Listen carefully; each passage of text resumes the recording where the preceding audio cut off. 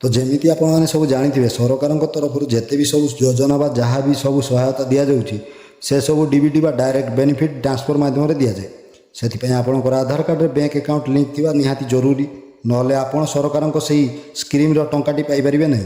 तो आधार कार्ड में bank account link अच्छी कि नहीं केमी आप चेक करेंगे तो से आम चैनल वीडियो अच्छी आप चेक करेंगे। तो जदि आपंकर बैंक अकाउंट में आधार डीबीटी लिंक नहीं ताहले केमिति आपण माने घरे बसी निज फोन से ऑनलाइन माध्यम ता करि परिबा आसंतु देखिबा। तो सेति आपण क्रोम को आसी सर्च करंतु NPCL लेखि सर्च कला परे आपनको सामने रे जो प्रथम लिंक टी शो करूची आपण ताहारी ऊपर क्लिक करंतु। जेमिति आपण सेति क्लिक करिवे आपण आसी जिवे npci.org.in वेबसाइट ये वेबसाइट लिंक मध्य आम डेस्क्रिप्शन बॉक्स अच्छी आपड़ से डायरेक्ट ये वेबसाइट को आसीपर एटा को आसला तल को आसतु एठारे आपको गोटे ऑप्शन शो करुव कंज्यूमर तो आपड़ से क्लिक करूँ तापर एठारे आपको बहुत गुड़े ऑप्शन शो कर से सब ऑप्शन भितर ये देखो जो दि जाए भारत आधार सेटिंग एनेबल बेस से क्लिक करूँ जमी आप क्लिक करेंगे आपण सामने एमती गोटे फॉर्म ओपन हो फॉर्म टी आपको 8 मिनिट भितर फिलअप करने पड़ो। एठार प्रथम एंटर योर आधार जगार आपंकर जो आधार नंबर टी सेटा आप दे दिंतु देन रही रिक्वेस्ट फॉर आधार एठार आपंकर बैंक अकाउंट आधार कार्ड सीडिंग करने चाहते कि डीसीडिंग से आप सिलेक्ट करूँ जेहेतु आम आधार कार्ड सहित बैंक अकाउंट लिंक बा सीडिंग करने चाहूचे से आम सीडिंग उपर क्लिक कले तापर सिलेक्ट बैंक जगार आपंकर बैंक नेम टी सिलेक्ट करने पड़ो। एठार आपंकर जो बैंक हो बैंक नेम टी एठार सिलेक्ट करूँ जदि बैंक नेम टी आपंकर पाऊना ताहले आपण सर्च करेंगे बैंक ऑफ इंडिया सर्च कलापर आपंकर से बैंक टी को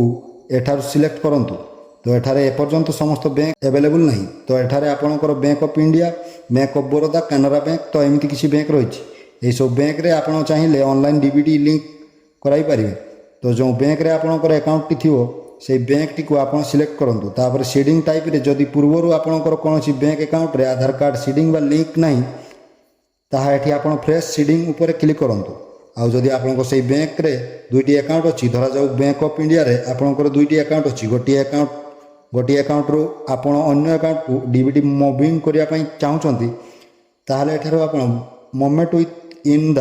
same bank with another account या छडा जदि आपण गोटे बैंक रू अन्य बैंक को ट्रांसफर करिया पई चाहउछंती धरा जाऊ आपनकर बैंक ऑफ इंडिया रे अकाउंट अच्छी आपण कैनरा बैंक को ट्रांसफर करिया पई चाहउछंती ताहाले एठारे आपनकर movement from one bank to other bank को सिलेक्ट करेंगे तापर आपंकर अकाउंट टी एठार दे दिंतु से बैंक रो जो अकाउंट नंबर टी एठार देबे तापर से same bank account number T पुणी थरे कन्फर्म अकाउंट नंबर जगार दे दिंतु दे सारिया पर आपण तल को आसीबे एठार टिक करेंगे देन पुणी थरे एठार टिक करेंगे एवं पूरा तल को आसिला पर एठार आपण को गोटे कैप्चर कोड शो करूथिबो सेटा आपण एठार टाइप कर दिंतु तापर आपणकर प्रोसीड ऊपर क्लिक करंतु तापर आपणकर ए टर्म एंड कंडीशन को एग्री एंड कंटिन्यू करने पड़ो। देन आपंकर आधार कार्ड सहित लिंक थी मोबाइल नंबर को गोटे ओटीपी जीव से ओटीपी टी दे सबमिट कलापर आपंकर रिक्वेस्ट टी सबमिट हो तापर जदि आप स्टाटस टी चेक करने चाहते ताहले आपण पुणी थोड़े कंज्यूमर पर क्लिक करेंगे देन भारत आधार सीडिंग एनेबल उपर क्लिक करूँ और एठार ऊपर देखूँ रिक्वेस्ट फॉर आधार सीडिंग जगार जो एरर टी शो करुँच आप क्लिक करूँ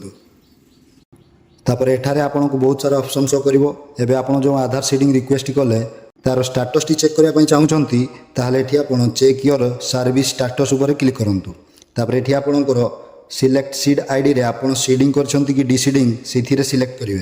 तापर जो डेट रे रिक्वेस्ट टी करिथिले सेही रिक्वेस्ट डेट टी एठारे सिलेक्ट करिवे देन को टाइप रो सीडिंग करिथिले फ्रेश सीडिंग कि आउ कोन ताकू आपण सिलेक्ट करंतु तापर सिलेक्ट योर सर्विस चूज करिवे आपण एठारे आधार सीडिंग स्टाटस लिखि सर्च करी एठारु सिलेक्ट करि पारिबे तापर आपणकर रिफरेन्स नंबर टी एठारे देई सारला परे एई जो कैप्चर कोड टी शो करूछि एठी आपण टाइप करि दियंतु एठी आपण टाइप करी चेक स्टाटस ऊपर क्लिक करिवे देन आपणकर स्टाटस टी एठारे शो करिवो आपणकर रिक्वेस्ट टी अप्रूव होइछि कि नहीं आपण एठारु चेक करि पारिबे। या छडा जदि आपणकर आधार कार्ड सहित बैंक अकाउंट टी सीडिंग बा लिंक होई जाइछि ताहाले ताहा चेक करिया पई गेट आधार मैपेड स्टाटस ऊपर क्लिक करिवे देन आपणकर आधार नंबर टी आपण एठारे दियंतु तापर एई कैप्चर कोड टी को एठारे टाइप करंतु एवं चेक स्टाटस ऊपर क्लिक कर दियंतु तापर आपणकर आधार कार्ड सहित लिंक थी मोबाइल नंबर को गोटे ओटीपी जीव से ओटीपी को आपड़ दे दिंतु ओटीपी दे सारा पर आपड़ सिंपली सबमिट उपर क्लिक करेंगे तापर आपणकर स्टाटस टी एठारे शो करिवो। तो प्रथमे आपणकर आधार कार्ड नंबर दि जाइछि तापर मैपिंग स्टाटस जमीती कि आपण माने देखिया पई पाउथिबे ଏନାବଲ୍ ଫର୍ ଡିବିଟି ଏଥିରେ ଆମର ଡିବିଟି ମୋଡ଼ଟି ଆକ୍ଟିଭ୍ ଅଛି। ଲାଷ୍ଟ ଆପଡେଟ୍ ଡେଟ୍ କେଉଁ ଡେଟ୍ରେ ଆପଣଙ୍କର ଆପଡେଟ୍ ହୋଇଥିଲା। ଏହା ଛଡ଼ା ଏଠାରେ ଆପଣଙ୍କର ବ୍ୟାଙ୍କ ନେମ୍ ମଧ୍ୟ ଦିଆଯାଇଛି। କେଉଁ ବ୍ୟାଙ୍କରେ ଆପଣଙ୍କ ଡିବିଟି ଲିଙ୍କ୍ ଅଛି। ଏଠୁ ଆପଣ ଚାହିଁଲେ ଏମିତି ପ୍ରୋସେସ୍ ଚେକ୍ କରିପାରିବେ। ଆପଣଙ୍କର କେଉଁ ବ୍ୟାଙ୍କରେ ଆଧାର ଡିବିଟି ଲିଙ୍କ୍ ଅଛି। ତ ଏମିତି ପ୍ରୋସେସ୍ ଆପଣ ଚାହିଁଲେ ଘରେ ବସି ଆପଣଙ୍କର ମୋବାଇଲରେ ଆଧାର ଡିବିଟି ଲିଙ୍କ୍ ବା ସେଟିଂ କରାଇପାରିବେ।